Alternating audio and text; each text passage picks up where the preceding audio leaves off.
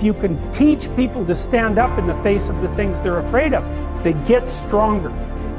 And you don't know what the upper limits to that are. I was coming to the world with my hand out, and as long as I was coming to the world with my hand out, I was at the mercy of other people. And if I wanted to take control, I was going to have to get control of the resources. The same level of thinking that's created your problem will not solve your problem. And it made me ask another question again. What's my problem?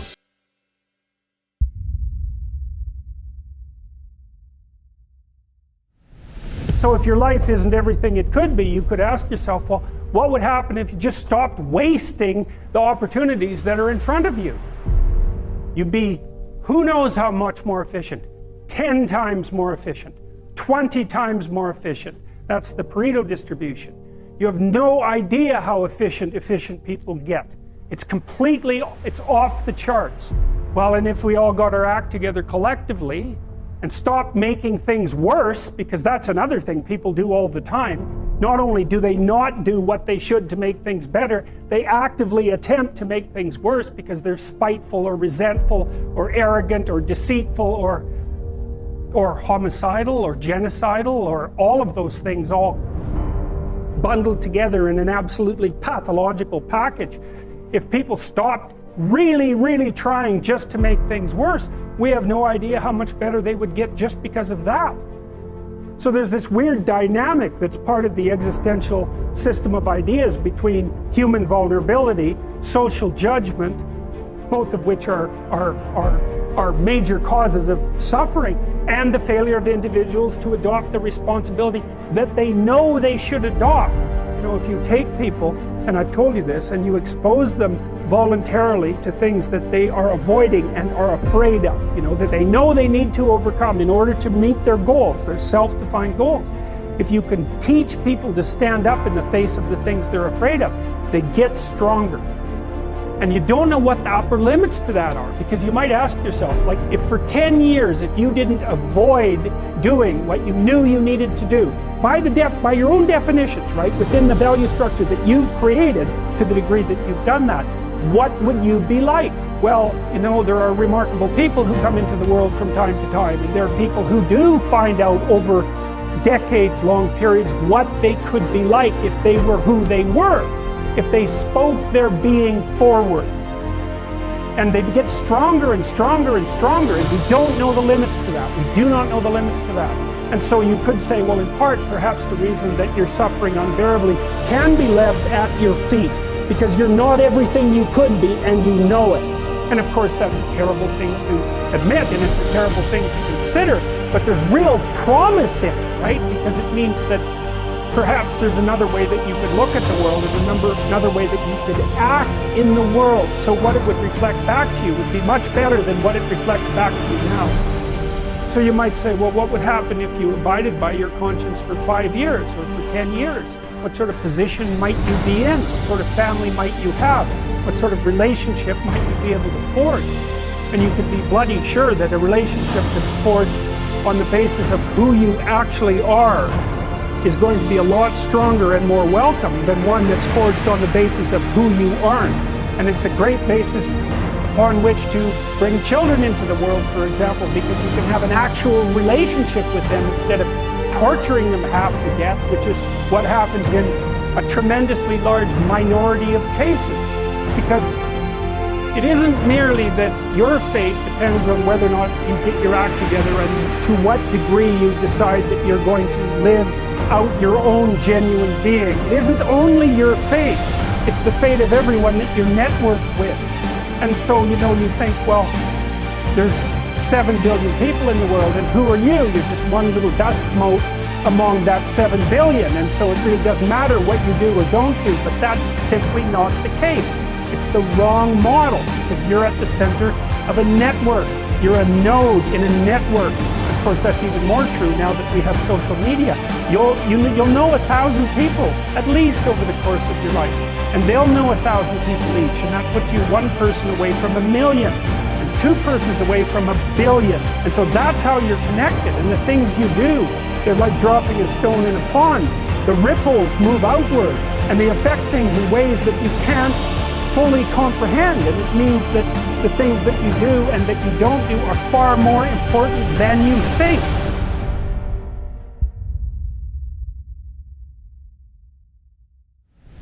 So I used to be 60 pounds heavier, and I grew up in a morbidly obese family, and I really wanted to escape that fate, but I couldn't see any way to do it. All that I had was this crushing sense of being adrift at sea and not knowing how to get back to shore. I could see the failure. I could see that I had no plan, that I no longer knew how I was going to get where I wanted to go. And I didn't believe that those were things that I could change about myself. They felt like a prison sentence, or if I'm honest, it felt like a death sentence. And it was coming to the realization that I wasn't talented that really forced me to look for a new mindset that would allow me to escape depression, because I was coming to the world with my hand out. And as long as I was coming to the world with my hand out, I was at the mercy of other people. And if I wanted to take control, I was going to have to get control of the resources. And in that was a desire to find another way to think about it, another way to think about myself, another way to think about talent, another way literally to think about everything. And I remember saying to myself, listen, pussy, stop asking yourself what the least you need to do is, and start asking yourself how much you can bear. I began to develop a growth mindset. I needed to believe that by working really hard, that I could get better at anything. And if that were true, then I just needed to buckle down. I needed to practice. I needed to get good. I needed to do the reps. I needed to put in the effort. I needed to be willing to break myself in half to get so good that people couldn't ignore me. The way to do that? Act. That's it. You need to get out there and do something. Right now, today, literally, stop this fucking video, and whatever it is, if you already have a passion, you are so much farther ahead than the vast majority of humankind. If you know what that thing is, get out and act. And by the way, if you don't know what it is, act. That's the only way that you're gonna find out. Go encounter stuff, go try things. It is in the process of action that you're gonna learn the things you need to learn. But if you've been thinking about starting a business, fucking start it. Like, actually build the product right now today. You will learn more, infinitely more, in the process of trying to create it and make it real than you ever will by watching videos, by thinking, by meditating on it, by taking notes. None of it compares. It's not even in the same universe. It's just going and doing it. One step is better than 100 hours of pontification. Running 100 miles an hour in the wrong direction is better than standing still. You'll learn something. So get rid of this notion that you're gonna end the day with a perfect record. You're gonna fail, you're gonna fuck up, you're gonna try 1,000 things, and 999 of them are not gonna work. But whatever you want, literally don't ask yourself who you are today. Ask only, who do you want to become? And then are you willing to pay the price to get there? Like, people are convinced that they shouldn't act until they have it all figured out. Fuck that. You should act right now today, no matter how chaotic your vision, no matter how chaotic your life, no matter how much you have going on already. You're working 2 jobs, 3 jobs, doesn't matter. Take an action today or you never will.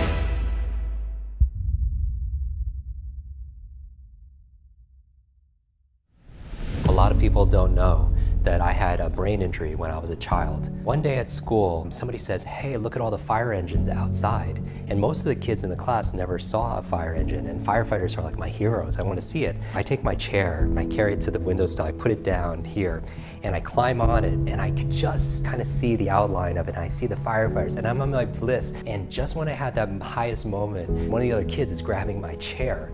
And I go back to turn like this to see who's doing it, and I fall head first right into the radiator, and I was bleeding, everywhere. There was a pool of blood. And my parents, the way they describe it, it was very traumatic. They said that I was never the same, and especially when it came to learning. I mean, I became painfully shy, I wasn't myself, and where it really showed up was in school, because I didn't understand things very well. And teachers would have to repeat themselves over and over and over. I became so introverted and not talking to anybody. And the big thing was, like, also I couldn't read. I would just look at pages and I just see letters and they didn't mean anything to me. We would get in circles and the teacher would give a book out, and one by one you would have to read out loud to the other students. And my heart's beating out of my chest right now even thinking of it, because every time somebody finished, it would get closer, the book would get closer and closer and closer to me. And I would just, because I couldn't read. And then when the book got to me, I just didn't know what to do.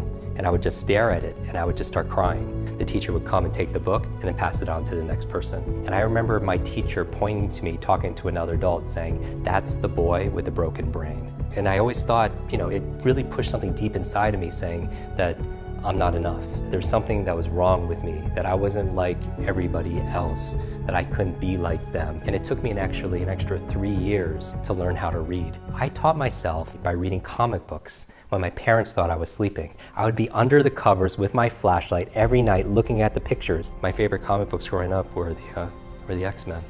Not because they were the strongest or the fastest, it's just they didn't fit in because they were mutants and they were bullied like I was bullied, and they were pushed aside and told that they weren't worth anything. It was a metaphor for me of like what people were capable of and what humans are, their potential is. At night when I was doing my nighttime reading, I found out that School of the Gifted, Professor X's school for these superheroes, was in Westchester, New York.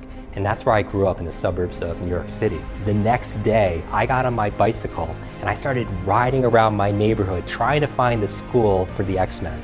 And I did that consecutive every single weekend. That's what I did. It brought the words to life, and I learned what reading was for me. And so I remember though, we had a parent-teacher conference where my parents came in. I had one chance to really succeed, and it was this book report. They were willing to make this like my book report, to count it more because I was not doing well. And we decided on a topic, and that topic was on Leonardo da Vinci. She thought that it would be interesting, for me to study, to learn about, this genius. They say that he had like dyslexia and he had some learning challenges. And I had this heart-to-heart talk with my parents saying, I know I haven't measured up to this point, but I'm gonna make you proud. And I picked up every single book on Leonardo da Vinci. I mean, I just dreamt about Leonardo, and at breakfast I would read about Leonardo, and everything was about this person. This was like where the spotlight is on you and you have to be able to perform, and this is going to decide if I was something. And that it was more than a book report. And when we get there in class, the teacher said, okay, Jim, I want you to give a presentation in front of the class about it. And my life just, right now, my world just crumbled. Because growing up with learning difficulties, I was painfully shy, because it was like going back to that reading circle again, where I had to talk in front of a group of people, because up to that point, I never did that. And so I looked her right in the eyes, because my heart was beating on my chest, I was sweating so much. And I said, I didn't do the book report, and I basically lied. She just took me for my word, and I got a 0. While I had in my backpack, bound, this book report, which signified all my dreams, my potential there. I remember to this day walking up, out of the classroom, and there's a trash can right there, and I threw the book report in there. And along with that, everything in terms of my hopes and my abilities, my pride, my promises, it just felt like it just went in the trash. And I still look back with, regret and sorrow that I didn't step up to be able to do that. But I was a product at that moment of my conditioning. I was believing my self-talk that I wasn't enough. Your brain is this supercomputer, and your self-talk is the program it will run. So you have to be very mindful of your thoughts. And so when you grow up with these challenges and you're the boy with the broken brain, you suffer and struggle and you wonder why. At the age of 18, I wanted to run away. I didn't know how to tell my parents how I was going to quit school. And I remember at that time, my friend said, hey, why don't you come with me over the weekend? I'm gonna go visit my family, get some space, get some perspective. And I go to California, and I remember like it was yesterday, the father is walking me around his property and asked me a very innocent question, a question you would ask an 18-year-old kid, but it was the worst question on earth to ask me. How's school? I break down, and I just collapse, and I just start crying to this complete stranger because of all the pressure that I'm holding in. And I tell him my whole story about growing up with learning challenges and difficulties and my brain injury, and I'm gonna disappoint my parents and be a bad role model to my younger brother and my younger sister. And he looked at me and he asked me a question. It's, Jim, why are you in school? What do you wanna be? What do you wanna do? What do you wanna have? What do you wanna share with the world? I didn't have any answers because I'd never asked myself that question before. And he pulls out a journal out of his back pocket, and he takes out a couple of sheets of paper, tears them out, and hands them to me with a pen, and he makes me write down my answers. And he looks at me and he says, Jim, you are this close to everything on that list. And he spreads his index fingers about a foot apart. And I'm thinking, there's no way. Give me 10 lifetimes, I'm not gonna crack that list. And he takes his index fingers and he puts them to the side of my head. And between that, obviously is my brain, meaning that's the bridge to everything that I need in life. That's the key to unlock this, to unlock my dream life. And so fast forward, I'm back at school and I'm sitting at my desk and I have a pile of books that I have to read for school and a pile of books that I committed to that I want to read. So what do? I don't eat, I don't sleep, I don't work out, I don't do anything, I don't spend time with friends, I just live in the library. After a while, I end up passing out one night in the library. I fall down a flight of stairs again, I hit my head again, and I wake up in the hospital 2 days later, and I have wasted away. I'm down to 117 pounds. I thought I died. I mean, it was the darkest time in my life because I felt like, what's my value on this planet? But when I woke up in that hospital bed, another part of me woke up saying there has to be a way of fixing this. And as soon as I had that thought, the universe responded. The nurse came in with a mug of tea, and on that mug of tea was a picture of a genius, Albert Einstein, and it had a quote, "The same level of thinking that's created your problem will not solve your problem." And it made me ask another question again. What's my problem? And I said, my problem is I have a very slow brain. I'm a very slow learner. Maybe I could learn how to learn faster. And I was like, okay, where do I go to learn? And I thought, oh, school. And I started looking through all the classes, and I started reading every single one. And I realized all these classes are on what to learn, but there were 0 classes on how to learn. How does my brain work so I could work my brain? How does my memory work so I could work my memory? And I made that my study. And that was my aha moment. A light switch just went on, and I started to understand things for the very first time. I started to have better focus. I started to read faster, and I wasn't getting distracted all of a sudden. I mean, I started to make friends. I started to be more confident and being more happy and having more joy and enjoying myself. And I remember when I had that epiphany, I couldn't help but help other people, because why did I have to suffer and struggle, go through all this difficulty when I could have been taught these easy to learn techniques about how my mind worked, how memory worked? And so I wanted to start helping everybody. That's been my quest for the past 25 years. And I remember recently, I remembered somebody's name in an audience, and that person referred me to the chairman of 20th Century Fox. And I get a call from their office saying, hey, I heard about your work. I want you to please come in and spend a half a day with our executive team. And I go there on a Friday morning, and I give one of the best trainings I've ever done. When I'm done, the chairman of 20th Century Fox comes to me and says, Jim, this was incredible, one of the very best trainings we've ever offered. And I see a movie poster of Wolverine. And it was for a movie, it wasn't coming out for a few months. And I was like, wow, I can't wait to see that film.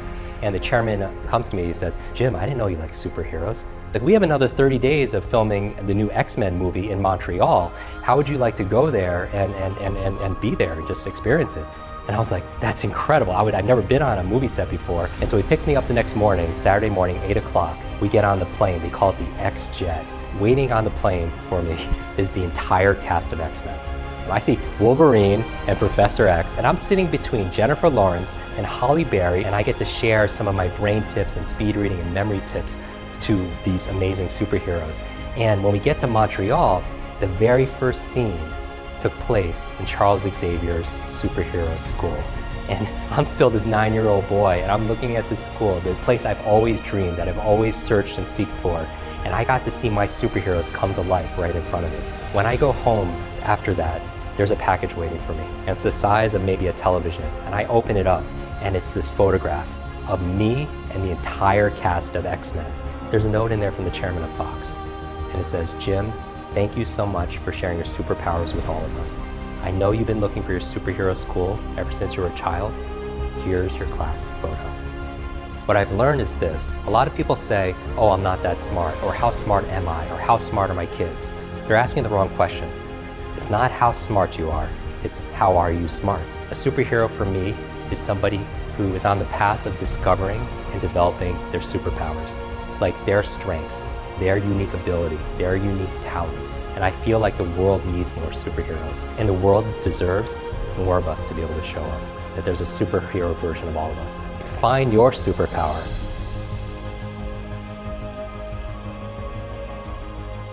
Funny thing is, from having not been a monk for 4 years now, I'm in one of the most incredible periods of my life that I could ever have asked for.